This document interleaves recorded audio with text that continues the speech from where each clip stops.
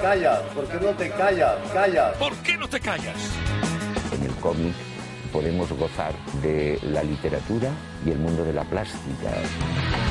Me enganché mucho a todo el tema de los espacios abandonados. Portugalete está construido sobre una ladera, sobre una roca, y es como que esa roca hubiera quedado al descubierto. Orain, gizarteak esaten digu, animaliak ezin direla maltratatu itxerakoan.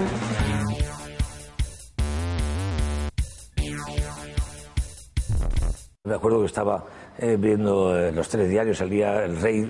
¿Por qué no te callas? Recriminándole a Hugo Chávez, ¿por qué no te callas? ¿Por qué no te callas? ¿Por qué no te callas? Calla. Pues le hicimos un mambo a los Pérez Prado. Pero no me escuchaste. ¿Por qué? Me dijiste que sí. Javier Gurrutxaga eta Orkestra Mondragonen lan berriaren aurkezpena bestia da ¿Por qué no te callas? Lanbidez aldatu da Donostiarra, El maquinista de la General diskoarekin. ¿Por qué no te callas? ¿Por qué eres así? El disco es un homenaje a los trenes, a los viajes, al imaginario, a la fantasía, a Magical Mystery Tour. Y bueno, pues un cambio de oficio interesante. Eso también, el tren es una metáfora de la vida, de la muerte, de nuestras obsesiones, la noche. Sí, es un guiño, es un homenaje, sobre todo al cine, pues de cuando yo era chaval, por las películas de cine mudo, El gordo y el flaco, Pamplinas, Charlotte, Pamplinas, Cara de palo de la Buster Keaton, esa gran película maravillosa del año 26, creo que era, pues nos ha dado un poco la pauta de lo que es el disco. Mexikon landu du El maquinista de la General Gurrutxagak, bertan eman baititu azken 3 urteak. Abestientzako osagaia izan da, bertan bizi izandako esperientzia. De los periódicos, pues, la fuerza, la influencia del... Bueno, lo que te impacta, la violencia del narco, todos los días está pasando. En fin, todas esas cosas están latentes, una gran sensibilidad, una gran contradicción de país, un mestizaje importante, una violencia importante, y todo eso hace que vas haciendo canciones.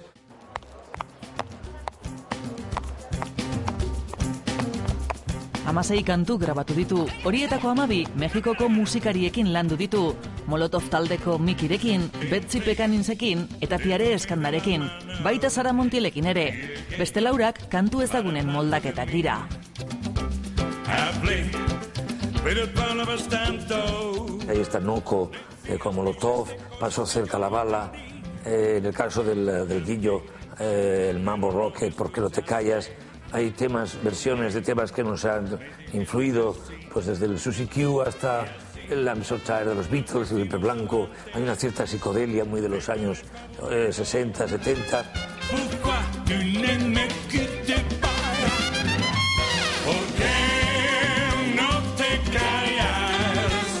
Rock and rolla, bluesa, bugi-bugia edota balada dira beste behin Mondragon Orkestraren doinuak. Diskoko erritmo horiek estonatoki gainera igotzear dira. Será entre el recital y el musical al uso, pero será algo diferente, ¿no? Es una mezcla, más no un musical al uso de Broadway. Con los tiempos que corren vamos a hacer un tren más modesto. Muñeca preciosa, mi vida ya no aguanto esto sufrir. Bidaia honek egungo egunerako berreskuratuko ditu Javier Gurrutxagak Orkestra Mondragonekin batera bidaiatzen daramatzan 35 urteetako arrakasta esanguratsua. Arranca con un tren, una canción Mystery Train, y acaba con un Noco, con Molotov, pasando por el viaje con nosotros, por las gordas, la obsesión por el paso del tiempo, por estoy más gordo y estoy más delgado, me inflo, me desinflo. Todas esas cositas tendrán el mundo de Ponte la peluca, las viejas canciones de Lennon, de Elvis, de los Doors. Eso compondrá este viaje, ¿no? Es tanto lo que tengo para ti. Diskoetxe geltokian da honezkero El maquinista de la General. Udazkenean, antzokietara daraman bidea hartuko du. ¿Por qué no te callas?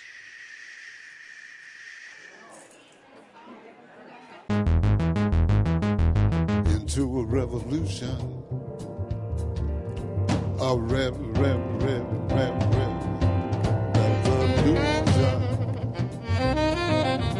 a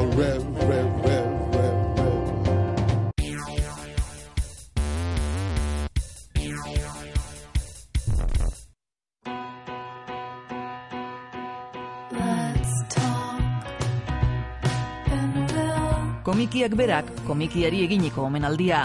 Komiki mundua 100%. Es una exposición. Erakusketa honek berezko nortasuna du. Komiki pare bakoitzean mezu bat transmititzen da. Baita bitarteko honen aberastasuna adierazgarria ere.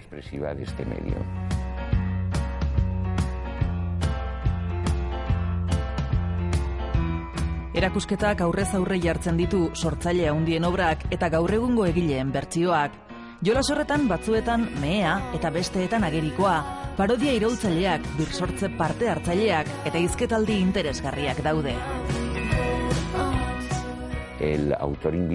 Gonbidatutako egileek gaia, estiloa eta sekuentzia motak jaso eta aldatu egiten dituzte, edo berrindartu. Denetarik dago, irribarrea, umore jokoak, baita bitartekoaren ezaugarriei buruzko hausnarketa sakona ere. Komikian literaturaren plazerez goza dezakegu. Baita mundu plastikoaz ere, marrazketaz edo pinturaz. Obra guztiek 100 orrialdeko komiki handi bat osatu dute. Bitartekoaren bilakaera erakusten duen ibilbide historikoa.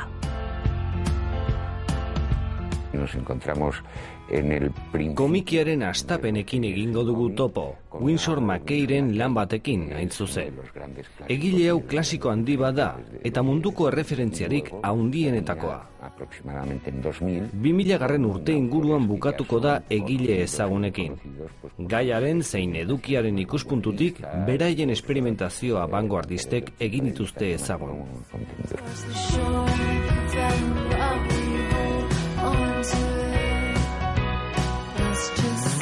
Antonio Altarribak hautatu ditu lanak Kataluniako Komiki Nazionalaren saridunak. Idazle eta gidoilariak Euskal Herriko 6 artistaren lana jaso du erakusketan.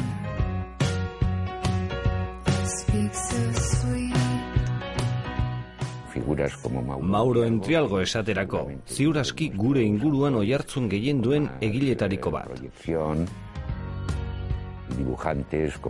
Baita Santi Orue marrazkilaria ere, egun El Jueves aldizkarian bakarrik ez, egunkarietan ere argitaratzen ditu marrazkiak.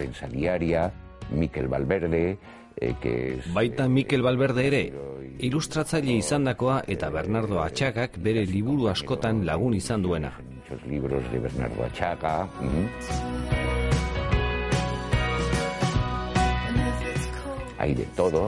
Denetarik dago, estilo bateko zinbesteko obrak. Baina argi dago Euskal ordezkarien lanen kalitatea beste egileen parekoa dela.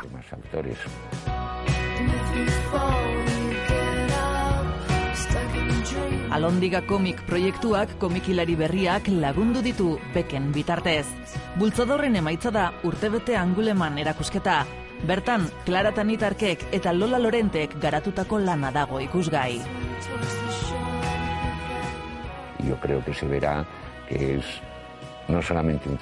Nire ustez, bistakoa da ez dela soilik lan berezia, kalitatezkoa ere badela. Clara Tanitarkeren obra esaterako, Astiberrik argitaratu du. Horren bestez, gure lana arrakastatsua izan da.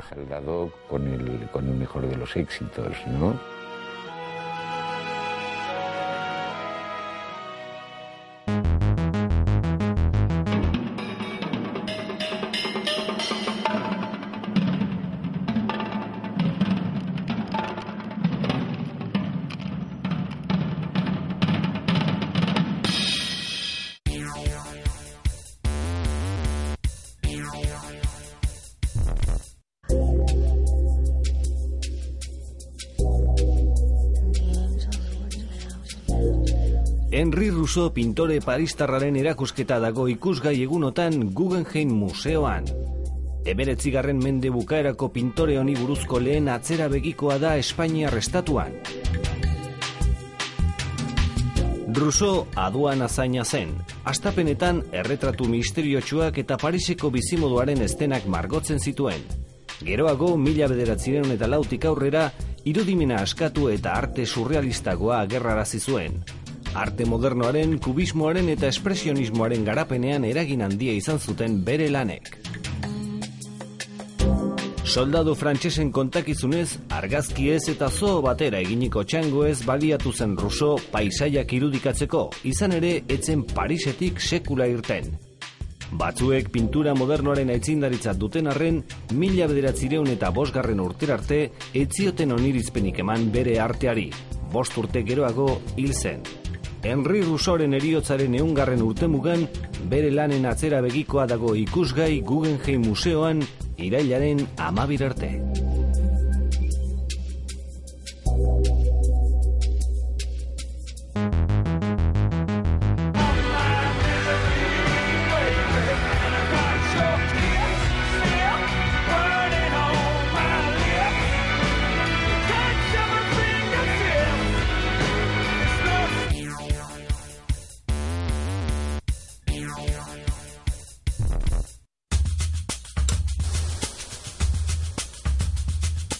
A mí me atrae mucho el espacio. Batipat espazioak erakartzen hau.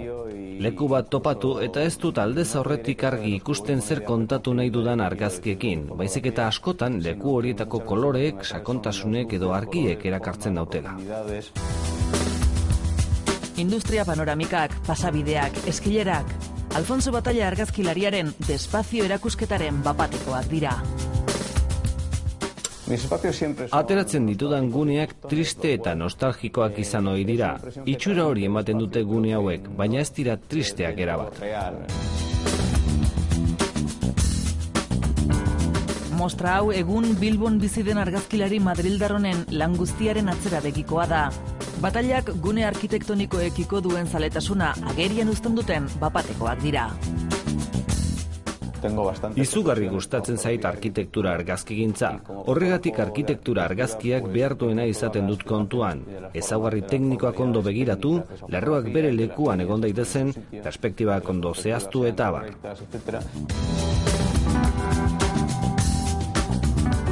Me enganché mucho a todo el tema de los espacios. Eta hemen ugariak diren gune isolatu eta bakarte horiek ditut gustoko, arkitektura isolatu hori edo gune abstraktu horiek. Bertan gertatutakoa baina istorio interesgarriagoak asmarazi egiten dizkiguten horiek. Más sugerentes que las historias que realmente ocurrieron.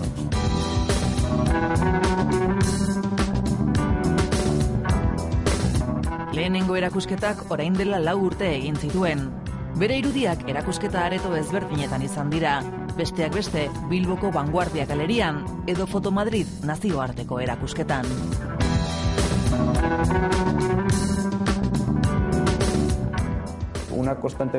Nire lanaren oinarritako bat da gune ez kokatuak ateratzen ditudala, eta naiz eta azkenean mundu guztiak galdetzen duen ez duzu zertan jakin behar hori zerrote den edo non ote dagoen, baizik eta argazkiak zure arreta deitu eta ideiaren bat iradoki behar dizu, tokiaren zerikusirik ez duena. Batallak gitarra eta piano ikasketak egin zituen. Hori dela eta bere lan askok musikarekin harreman estua dute, eta batzuk lan klasikoetan inspiratuta daude. Irakurri dut akats bat dela musikan koloreak edo musika gune fisikoetan antzematea. Askotan lotzen ditut gune fisiko batzuk musika partitura batekin, musika klasikoa batipat. Momentu horietan toki batean sartu eta pentsatu barik kantu bat ahapetik abesten duzu. Eta toki hauek isiltasuna islatzen dute sarritan. Beste batzutan aldiz, musika lan batzuk iradoki dezakete, batzuk alaiak, beste batzuk tristeagoak edo nostalgikoagoak. Eta bai musikak kolorea duela uste dut.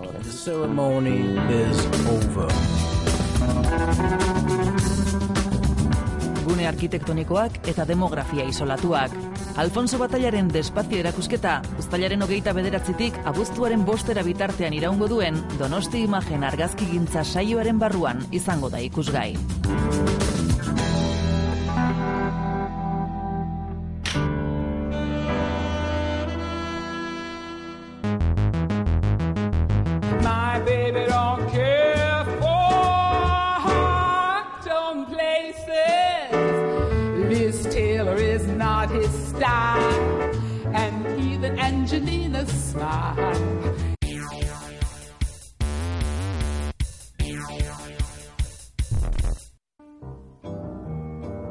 Provokazioa eta sosegurik eza.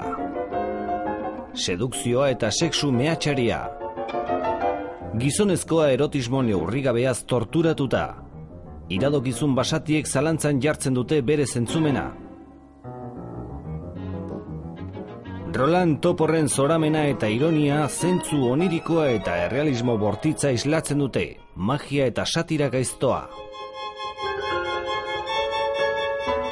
Roland Topor idazlea, margolaria, marrazkilaria eta zinemagilea izan zen, Frantziako surrealismoaren oinordeko adeigabea. Bilboko Garabat galeriak bere lanen hautaketa txiki bat egin du uztailaren 30 arte.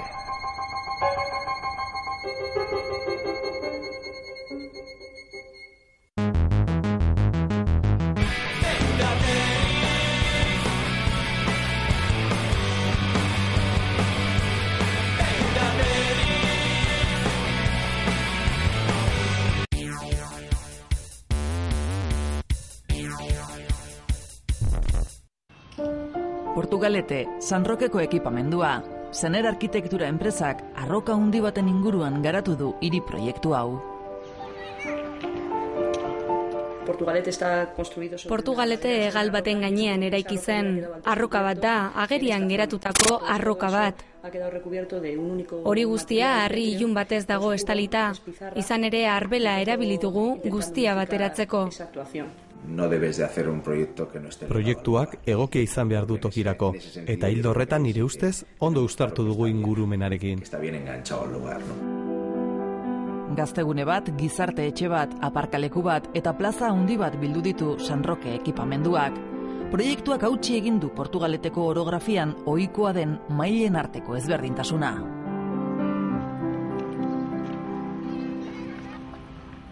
Eremu honetan esi bat zegoen lehen. Sarrera erabat isten zuen kiroldegi bat, baina hori desagertu eta komunikazio eskailera bat eratu dugu, ojillo eta gia auzuneen artean. Baliteke anbizio handiko proiektua izatea. Espazio batzuk sortu eta jendeak erabili eta disfrutatzen dituenean, orduan lortzen da arrakasta. Gaztegunea aparteko elementu bat da. Eraikuntzaren goiko partean, beirazko kutxa harin eta higikor bat ageri da. Argi asko du, azken batean beirazko kutxa bat da eta kanpoaldeko azalak eguzkiaren erradiazio zuzena hartzen du.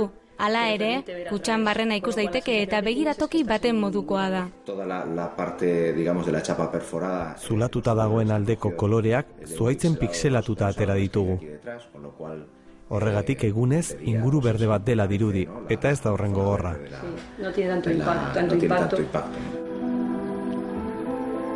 Gaueko iluntasunarekin argi fin eta leun batek argiztatzen duen parantza. Argiztapenak ekintzaguneak indartu eta nabarmentzen ditu.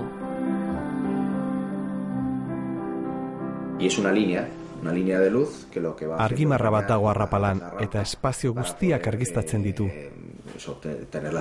Jarduera eremuak berriz une-unean argiztatzen dira. Zerbitzu espazioetan argi burbuila antzeko batzuk sortzen dira eta argilarroek ibilbide bat osatzen dute. Nire ustez koherentzia horrek bizitasun handia ematen dio.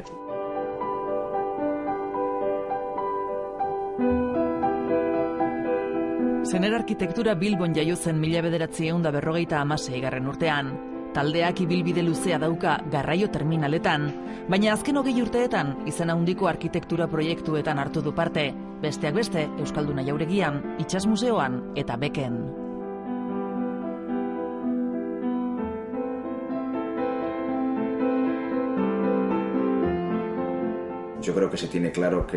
Bide bakarra kalitatezko proiektu berritzaileak aurkeztea da. Eta egun toki askotan eta garrantzi handiko lekuetan ari gara lanean. Zener arkitekturak 2010ko Koam saria jaso du, hiri diseinu eta paisaia atalean, San Rokeko ekipamenduaren proiektuagatik.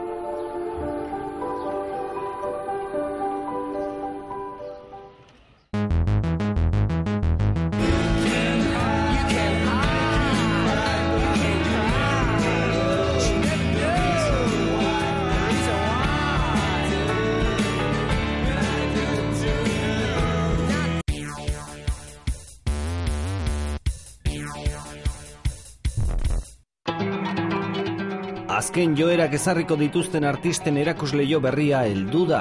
Ertibil Bizkaia Arte Gaztearen 27. erakusketa ibiltaria. 124 artistak hartu dute parte 174 artelanekin. 17 sortzaile hautatu dituzte eta horietatik 3 suertatu dira irabazle.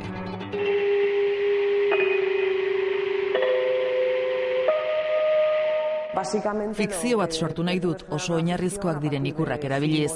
Oraingoan paradisuaren inguruko ideiak hartu ditut, oporraldiaren kontzeptua eta komunikabideena. The Paradise is Here sorta handiago batetik dator. Iaz Itziar Barriok New Yorken aurkeztu zuen Welcome to the Paradise proiektutik. Artista bilbotarrak irudi simboloekin jokatzen du proiektu horretan eguneroko objektuen bitartez. Lanean hainbat kontzeptu interesatzen zaizkit, hainbat ekintza hartzen ditut bizi dugun egunerokotasunaren arabera eta bizi berria ematen saiatzen naiz. Serie honek errepikapena eta aldaketa ditu oinarri. Hizkuntza estrategia gisa dago landuta, gramatikala da ia eta horregatik hartu nituen kolore horiek horren simplifikazio gisa.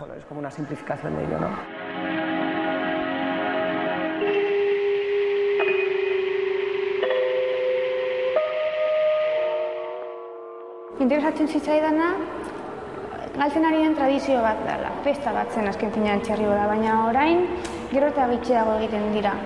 Orain gizarteak esaten digu animaliak ezin direla maltratatu ditxerakoan. Orduan hau kontradikzio handia zen, alde batetik tradizioa eta bestetik kultura berriak esaten gaituena, ez? Argazki sota honekin Bego Antonek ez du txerri hilketa irudikatu. Tradiziozko txerriboda batean parte hartu duen Zeanuriko familia bat erretratatu du.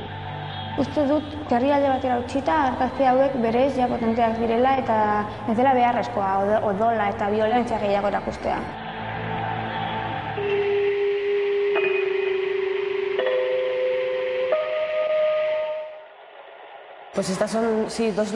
Hasieran Santanderreko Botin Fundazioaren Bila Iris jauregiko balkoietan zintzilikatzeko egin nituen biolana hauek.